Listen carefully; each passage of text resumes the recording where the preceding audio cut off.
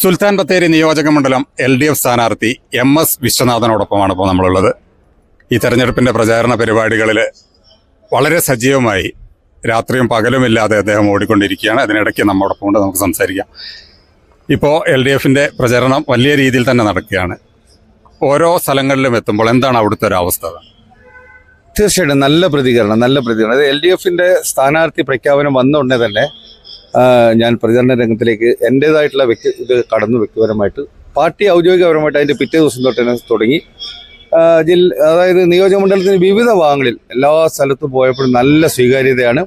നല്ല ജനങ്ങൾ നല്ല ഏറ്റെടുത്തു കഴിഞ്ഞു. അതായത് LDF ഇത്തവണ ഇവിടെ വിജയിക്കുമെന്ന് ജനങ്ങൾ തന്നെ ഏറ്റെടുത്തു കഴിഞ്ഞു. അതിവിടെ സംഭവിക്കും. ഇത്തവണ തദ്ദേശ സ്വയംഭരണ സ്ഥാപന തെരഞ്ഞെടുപ്പിൽ ഒരു തിരിച്ചടി ലഭിച്ചു എന്ന് തന്നെ നമുക്ക് പറയാൻ കഴിയും. പൊതുവെ അത് വെച്ച് നോക്കുമ്പോൾ ഈ ഒരു തെരഞ്ഞെടുപ്പിലേക്ക് വരുമ്പോൾ എന്താണ് ഒരു അവസ്ഥ? തദ്ദേശ സ്വയംഭരണ സ്ഥാപനം തിരിച്ചടി എന്ന് പറയാൻ പറ്റില്ല. ജയപരാജയങ്ങൾ സ്വാഭാവികമാണ്. അത്തരത്തിൽ ഇവിടെ ഇപ്പോൾ ഇത്തവണ വിജയിച്ചില്ല, അത് അറിയാം. പക്ഷെ അതൊന്നും ഈ നിയമസഭാ തെരഞ്ഞെടുപ്പിൽ ഒരു തരത്തിലും ബാധിക്കില്ല. കാരണം പ്രാദേശികമായിട്ടുള്ള ഒരു തെരഞ്ഞെടുപ്പിനെ പോലെ വിശേഷിപ്പിക്കേണ്ടതല്ല ഒരു നിയമസഭാ തെരഞ്ഞെടുപ്പ്. നിയമസഭാ തെരഞ്ഞെടുപ്പ് അതിൻ്റെതായിട്ടുള്ള ചില കാര്യങ്ങളുണ്ട്, രാഷ്ട്രീയമുണ്ട്, കേരളത്തിലെ സർക്കാരിൻ്റെ വികസന കാര്യങ്ങളുണ്ട്, നിലവിലുള്ള MLA പോരായ്മകളുണ്ട്. ഇതൊക്കെ ഇതിന് ഘടകമാവും. ഇപ്പോൾ നിലവിലുള്ള MLA പോരായ്മകൾ എന്താണ് എടുത്തു പറയാനുള്ളത്? നിലവിലുള്ള MLA 15 വർഷമായിട്ട് വികസന പ്രവർത്തനങ്ങളൊന്നും ഈ നിയോജക മണ്ഡലത്തിൽ കൊണ്ടുവന്നിട്ടില്ല എന്നുള്ള യാഥാർത്ഥ്യം ജനങ്ങൾ തിരിച്ചറിഞ്ഞു. ആ യാഥാർത്ഥ്യം തിരിച്ചറിഞ്ഞതുകൊണ്ട് തന്നെ ജനങ്ങൾ ഇത്തവണ സജീവമായിട്ട് ഒരേ സ്വരത്തിൽ പറയുന്നു, ഇത്തവണ ഇവിടെ LDF വരും, LDF വിജയിക്കും.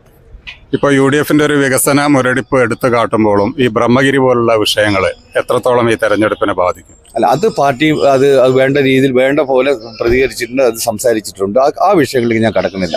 എന്നാലും ഒരു ജനങ്ങളുടെ ഒരു മനസ്സ് അല്ല, ആ വിഷയത്തിലേക്ക് ഞാൻ കടക്കുന്നില്ല. ഓക്കെ. അപ്പോൾ ഇത് ജയം ഉറപ്പായിട്ടാണ്? തീർച്ചയായിട്ടും ഈ തെരഞ്ഞെടുപ്പിൽ സുൽത്താൻ ബത്തേരിയിൽ LDF സ്ഥാനാർത്ഥി വിജയിച്ചിരിക്കും. കഴിഞ്ഞ തവണ താങ്കൾ തന്നെയായിരുന്നു സ്ഥാനാർത്ഥി.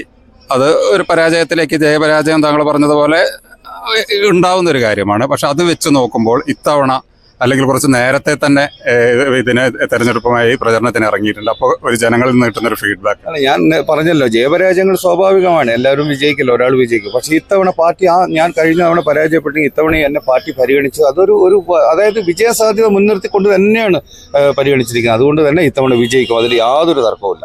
അപ്പോൾ നമ്മളുടെ ബത്തേരി നിയോജക മണ്ഡലത്തിനെ കുറിച്ച് എന്താണ് താങ്കളുടെ ഒരു എടുത്തു പറയുന്ന ഒരു മാറ്റം കൊണ്ടുവരുന്നത്? അതായത് ഇപ്പൊ നമ്മുടെ സംസ്ഥാന സർക്കാർ പ്രഖ്യാപിച്ച ഒരു ഗവൺമെന്റ് കോളേജ് ഉണ്ട് ഇവിടെ. ഇതുവരെയായിട്ടും അത് നടപ്പിലാക്കാനോ അതിനെക്കുറിച്ചൊരു ഫോളോ അപ്പ് ചെയ്യാനോ നിലവിൽ MLAക്ക് കഴിഞ്ഞില്ല. ഒന്ന്. രണ്ടാമത് പുൽപ്പള്ളി മേഖലയിൽ പോയാൽ ബൈരക്കുപ്പ പാലം കുറേ വർഷങ്ങളായിട്ട് അതിനൊരു ഫോളോ അപ്പ് ചെയ്ത് കൊണ്ടുവരാനോ, അവിടെ ഒരു ബസ് സ്റ്റേഷൻ ഉണ്ട് പെരിക്കല്ലൂർ, അത് കൊണ്ടുവരാനോ, അവിടെ ഒരു ഫയർ സ്റ്റേഷന് വേണ്ടി മറുപടി കൂട്ടുന്നത് അത് കൊണ്ടുവരുവാനോ, അതുപോലെ തന്നെ ഇവിടുത്തെ രാത്രിയാത്ര ഗതാഗതമുണ്ട്. ഇതിനൊന്നും ആ നിരോധനത്തിനെതിരായിട്ട് ഇത്തരം വിഷയങ്ങൾ, അതായത് ഒരു MLA ഇടപെടേണ്ട വിഷയങ്ങളിലൊന്നും തന്നെ നിലവിലെ MLA ഇടപെട്ടില്ല എന്നുള്ളൊരു ഇത് ഈ നിയോജകമണ്ഡല പോരായ്മ ഉണ്ട്.